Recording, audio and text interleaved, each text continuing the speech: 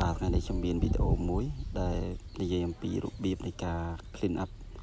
virus នៅក្នុងកុំព្យូទ័រដែលជាហេតុធ្វើឲ្យកុំព្យូទ័ររបស់យើងនឹង slow ឬក៏ក្តៅគាំងអីជាដើមអញ្ចឹងគ្នាយើងមាន4ចំណុចទី1គឺយើងចូលទៅ clean up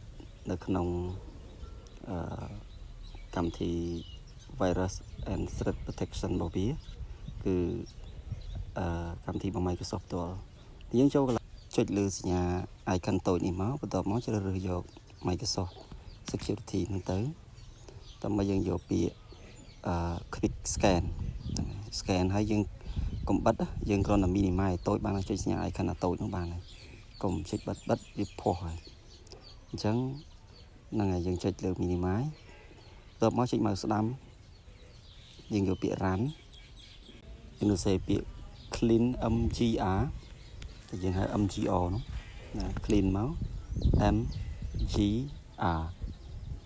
ហើយចុច OK ទៅបន្ទាប់មកយើងជ្រើសរើសយក drive ថា drive ណាដែលយើងត្រូវ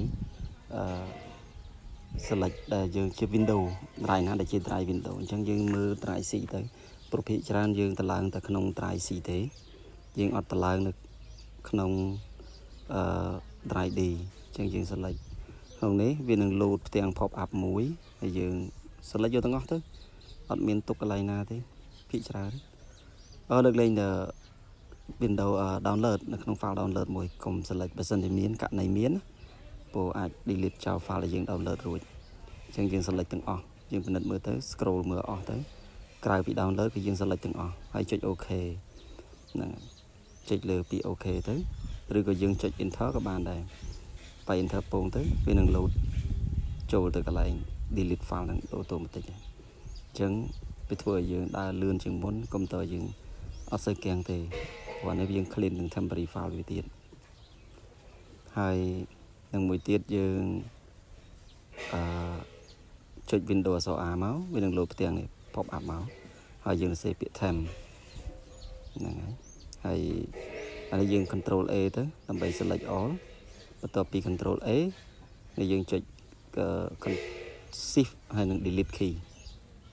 ចុច shift delete វានឹង load pop up មកហើយសម្រាប់ file ណាដែលវា delete អត់បានវានឹង skip យើង skip វាចោលទៅឬក៏ខ្វែងចោលក៏ដីដែរព្រោះវាដល់វា delete អត់បានហើយយើងចុច Windows run សារថ្មីបន្ទាប់មកយើងយកភាគរយ temp ភាគរយណាហើយចុច OK ដូចមុនអញ្ចឹងទៅបន្ទាប់មកវានឹង load ផ្ទាំងមក pop up មួយទៀតហ្នឹងហើយគ្នាយើង control A ដូចមុន shift delete ចុច shift ចុច delete ជាប់ចុចជាប់ជាមួយគ្នាហើយវានឹង load pop up មកដូចគ្នាហើយយើង control A ទៅ delete ចោលទៅអាណា delete បានអាណា delete បានទុកវាទៅអត់អីទេហើយយើង restart ម៉ាស៊ីនធ្វើតែប៉ុណ្្នឹងមកហ្នឹងហើយខ្វែងចោលធម្មតាទៅហើយយើង restart ម៉ាស៊ីនវានឹងដើរ smooth ជាងមុនអរគុណបើសិនតែគ្នាយើងមើលវីដេអូនេះមានប្រយោជន៍សម្រាប់គ្នាយើងសូមជួយ subscribe ម្នាក់មួយផង